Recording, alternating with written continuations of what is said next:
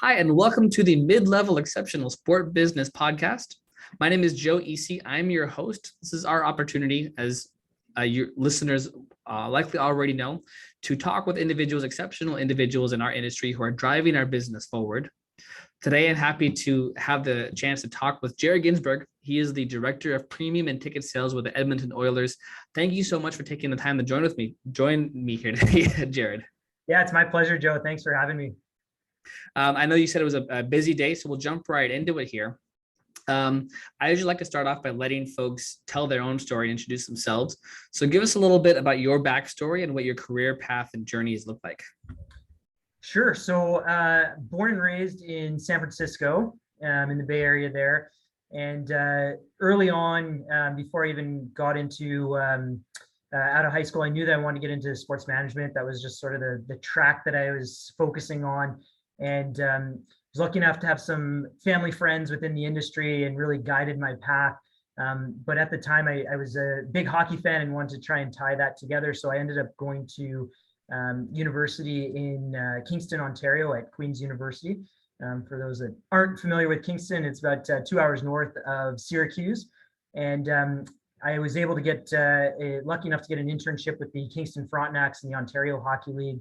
And over my time there, the 4 years that I was with them at school, I was able to take on more and more responsibility. And I was running, by the end of my tenure there, running all game day operations and doing some selling on the side as well. So really great experience to kind of get my feet wet in a small organization.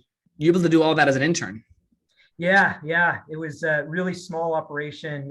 So when I started there was like 4 full-time people. So they really gave me the opportunity to just say, sure, you want to do that, take it on, all good.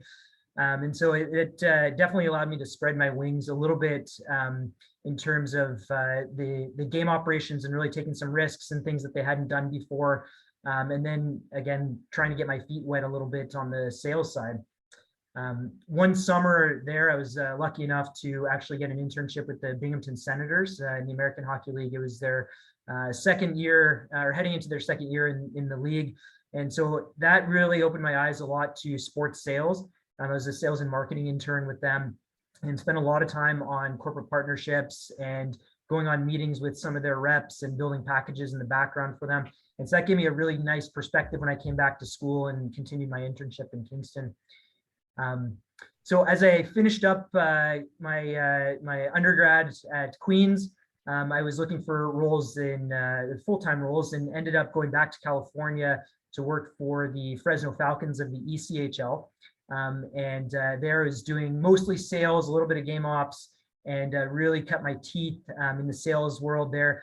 There's nothing like learning how to sell when you're in 110-degree heat for the entire summer and trying to sell ice hockey. So that was a real eye-opener for me in terms of learning how to really dig and grind, find new leads and try and build your pipeline successfully. Had some great mentors there that pulled me along throughout the process and was able to be promoted after my first year to run the sales team. And so I was in a unique position, going from friends one day to boss the next day. And I'd say I was fairly unprepared for that opportunity. And I think I did okay with it, but lots of pieces that I took out of that that helped propel me to where I'm at now. And I'd say more the wrong than the right that I was doing and learning what didn't work more so than anything else. After that time, I took a break from sports to work in, call it the family business for 6 years back in the Bay Area. And really was able to spread, I guess, my opportunity across all facets of the business. So I was doing marketing, sales, a little bit of the accounting and finance and that type of thing, and really grew my overall knowledge of the business.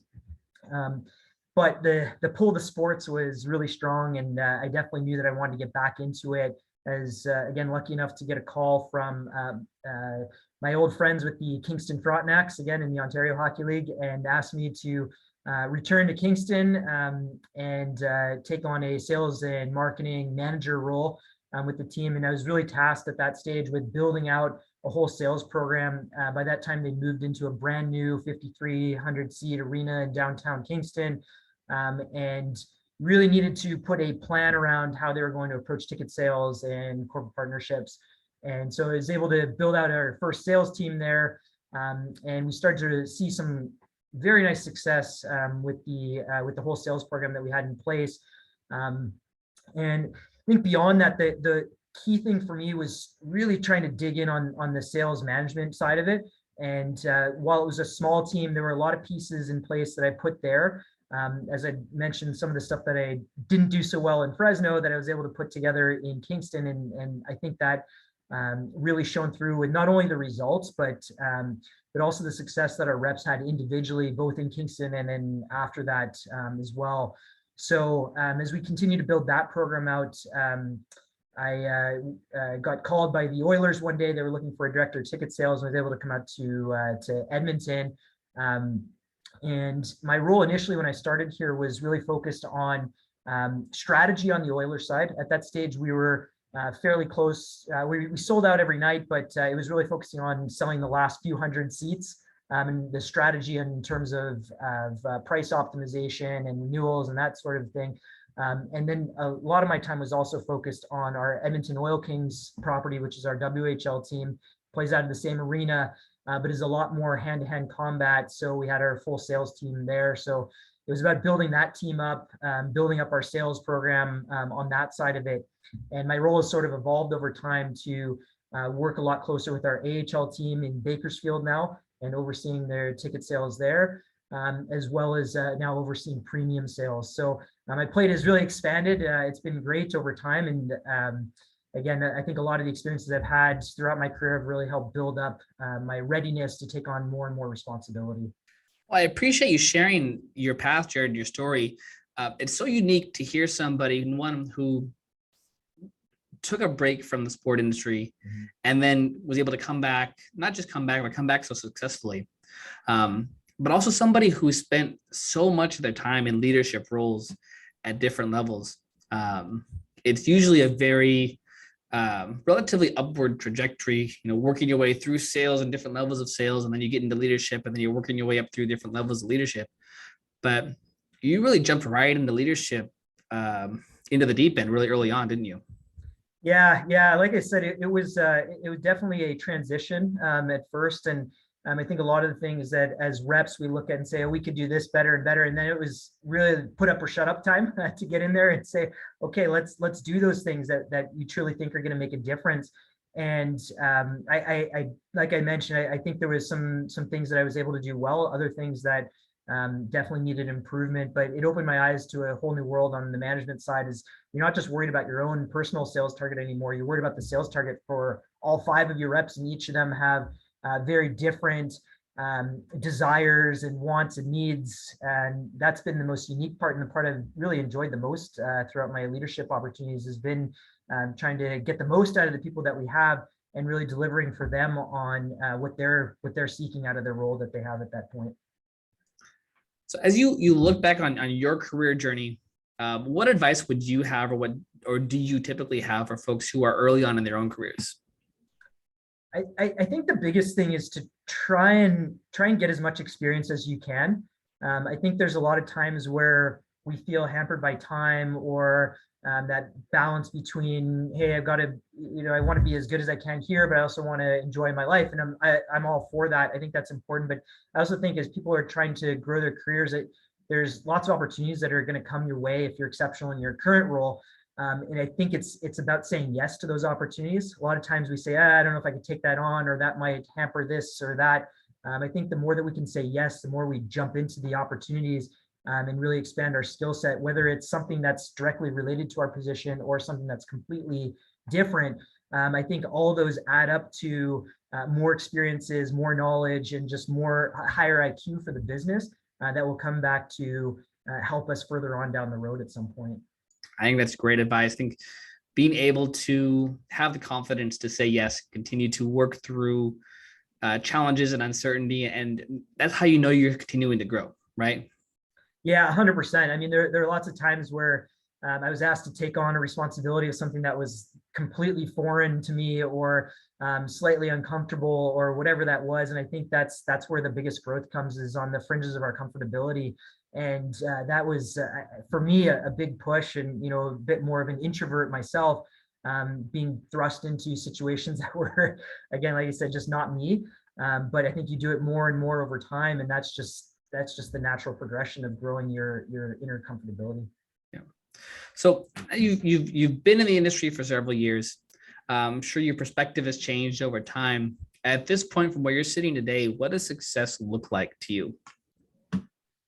Yeah, it's a great question. I think you have to look at it in a couple different levels. Is one, what does your success look like in your your personal life, and making sure that you're taking care of what you need to personally, whether that's with spouse or family or just in general.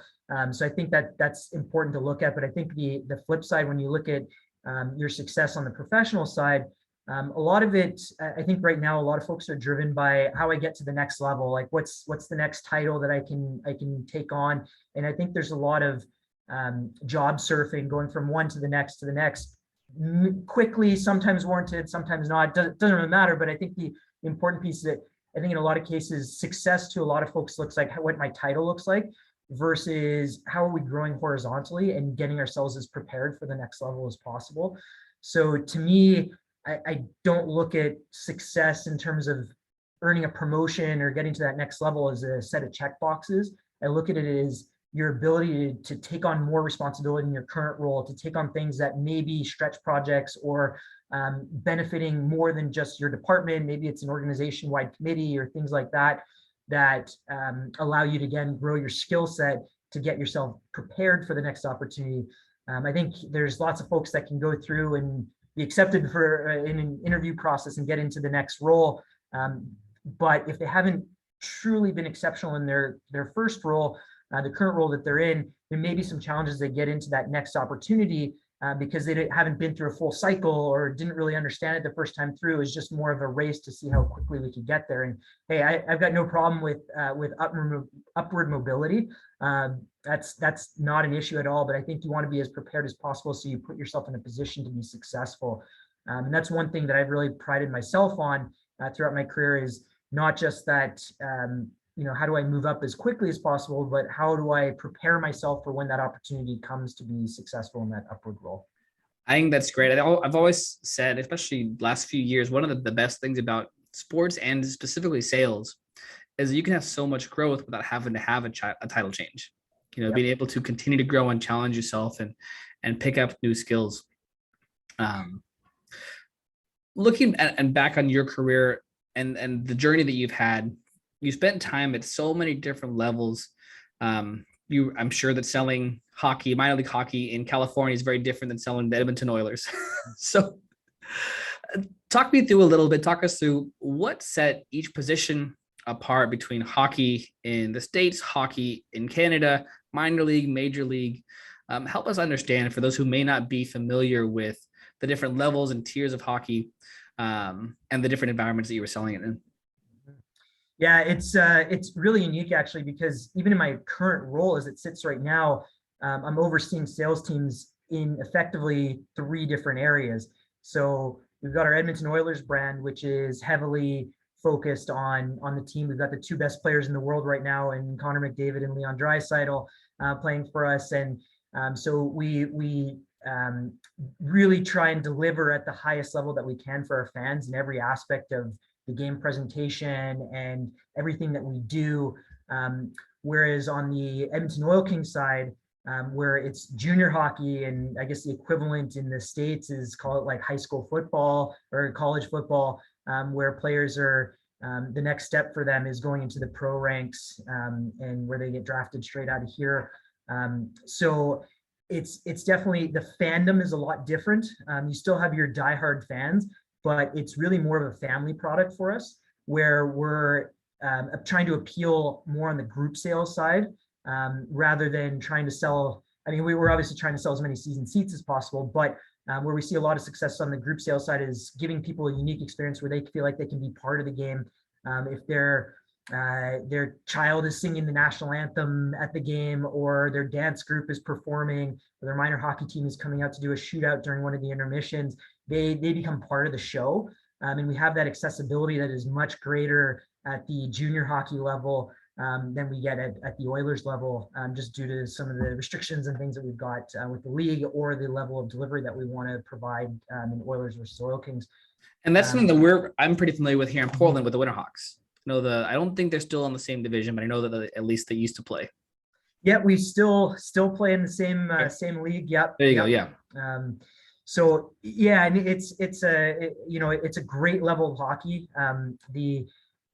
It's very passionate here. I've worked at, again, 2 different teams at this level across Canada, and very similar in terms of the fan bases and what they expect and the level of access they look forward to with the players that they support in their communities.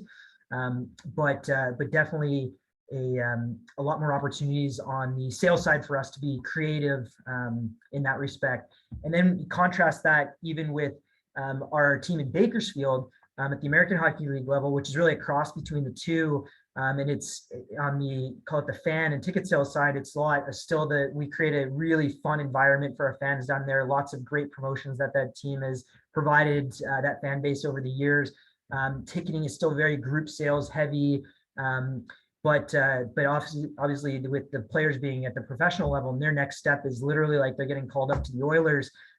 It's really exciting from a player development perspective too. So when we're selling in each of these markets, there's certain things that work here in Edmonton on the Oilers side that we might try in Bakersfield and just don't work there, or vice versa, that we're trying in Bakersfield and trying on the Oil Kings side that does work. So it's a lot of trying to be as creative and strategic as possible when we look across the different brands and how we're going to sell.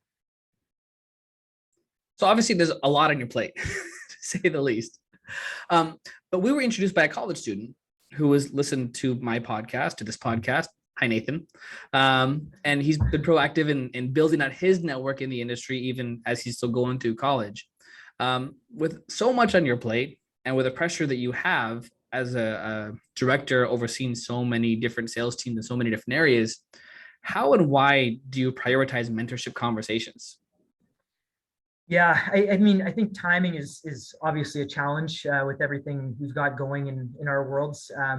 But I think for me, it's really important to give back to the younger generation of folks coming into this industry.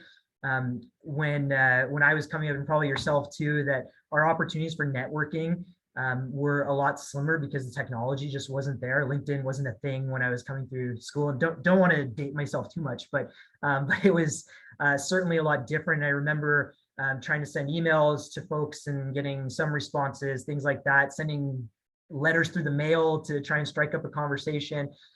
Whereas right now, someone like Nathan, or even I had a conversation with a young person in the industry this morning, that they can just reach out through LinkedIn, and suddenly we've got a call 2 days later, and we're doing it through video and having a really great conversation.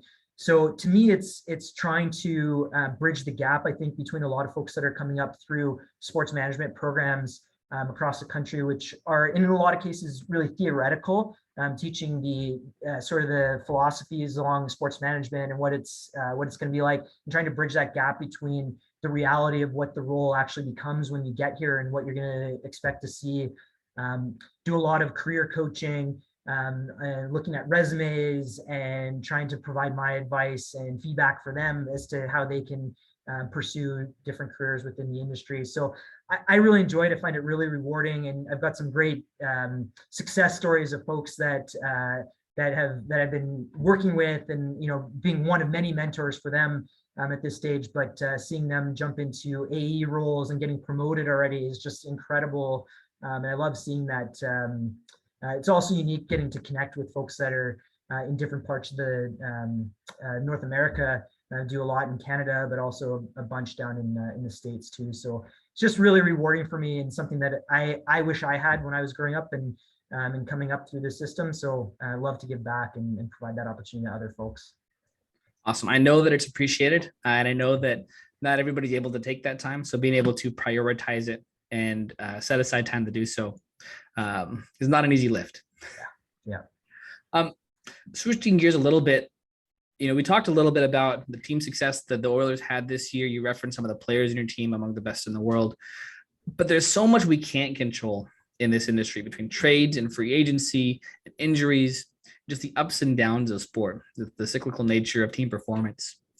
How do you focus on keeping your staff and your team positioned to capitalize on upswings like you're experiencing currently without getting hit too hard by the downswings and the potential negatives? Yeah, and we've definitely felt it on both sides this year. Coming out of COVID, I mean, we didn't host any fans for during what would have been the 2021 season. This past year, we were lucky enough to start the season with fans and ended up at one point dropping down to 50% capacity with no food and beverage being served at games. So I think our staff definitely felt the bottom tail of this thing, and then also felt the high of this running into the Western Conference Finals for the Oilers and winning the WHL championship for the Oil Kings this season. So I think the big key for us that we always try to share with our team is to try and be as transparent as possible. I think trying to hold back information or give bits and pieces is not very helpful. It just creates a bit more anxiety with our crew, and we definitely don't want to raise that anxiety level, because it hurts on a personal side, and you go home and you're unsure of what's happening and whatnot. And I think it hurts on a professional side if you don't understand the direction of where you're headed the next day when you come into the office. So trying to be as transparent as possible is important. I think the other side that we've tried to coach and teach this year has been flexibility, and trying to ensure that our staff is as flexible as possible. And one of the examples we went through, especially during the Oilers playoff run, was we went through different on sales for season seats as we progressed further and further throughout the playoffs. And so it was, all right, we're going on sale this day. And then it was quickly shut off because we had maxed out the number of seats that we had available. And so our team was geared up, and then it was suddenly shut the tap off. And then, hey, we're back on 3 days later because we've gone to the next round, and it's on and off and on and off. And I think a lot of that became the coaching flexibility. And what's really, I think, come out of it is a much more resilient team. We've got a pretty young team that a couple returning folks from pre-COVID, and then a lot of folks that had just started with us just this year. And the piece with it too is that we're still teaching the basics of sales to our team even today. I mean, it's something that doesn't go away. And I think to have the ups and downs and the challenges that they face throughout the course of this season is only going to build resiliency for them moving forward as things ease up for us, and people are more apt to come back on a regular basis, and call it the masses are ready. And so I think we got a really good taste of it throughout the playoff runs for both teams this year, but we only want to feed that a little bit further going into the next season. Love that, being able to build those skills of resilience and flexibility, early on in your career. We told the folks who were selling through COVID, who were selling through in Portland, what was a very challenging season for us. If you can get through this, there's nothing you won't be able to sell through in your career. Yeah. Last question for you, Jared. I'd like to wrap up with this one. I'm going to give you one big promotion. You are being made president of the sport industry, not just hockey, not just Canadian sports, not just the Oilers organization, but the entirety of the sport industry. And with that, you get a magic wand to make any change that you want. That's a change that's going to happen immediately and overnight. What change are you making? That's a tough one. Are you referring to like the industry as a whole, like from the business side, or I guess the team side? Or when I wrote out the question, I ideally I prefer it to be on the team side, the business side of things. But I have had a few different folks who've gone player specific or on court, on field side. So whichever way you lean is okay. Sure. I think one of the things that I think a lot of teams need to start doing, and us included, is really looking outside the industry and starting to adapt best practices from other industries into the sports world. I think in a lot of cases, I shouldn't say a lot, but I think there's still several cases out there of teams that are still doing things the way that they've been done always in sports. And The world has changed significantly, as we all know, coming out of COVID. That's really accelerated that growth pattern for a lot of teams that already are kind of out there doing these advanced pieces. But I just think there's so much we can learn from other industries to pull into sports. And I think that goes from folks at the top levels and in the leadership positions all the way down to our entry level sales reps that are just starting with us and trying to bring in new and unique ideas that they may be hearing and seeing. And I think that that openness to try new things and new technologies and new ways of doing business is only going to continue to enhance. We're starting to see those aspects jumping into sports with some of the new flexible ticket packages and things like that, subscription programs. For example, it's something that, again, has always been explored, but and it's worked so well in other industries, but is now starting to be adapted in sports. And this is one example of where I think the industry is probably heading, and as we can adapt a little bit closer to some of those other industries that are really taking over our lives in other aspects, not just in the professional standpoint. I think that's a great answer, Jared. And it's interesting. You use the flexible ticket packs and subscriptions as an example of things that we're taking from outside of sports. From my perspective, you see so much more growth in that area once a couple of teams have tried it, Yep. right? Yep. Now that you've got examples, okay, this team's tried it, this team's tried it. Now that it's in our industry, now I'm comfortable moving forward with it. Yeah, 100%. And I think we're probably one of those teams that probably sits back and watches a little bit before we see the success on these, before we jump in. And you're absolutely right, is there's definitely the teams that are at the forefront of innovation on, call it the ticketing front, for example.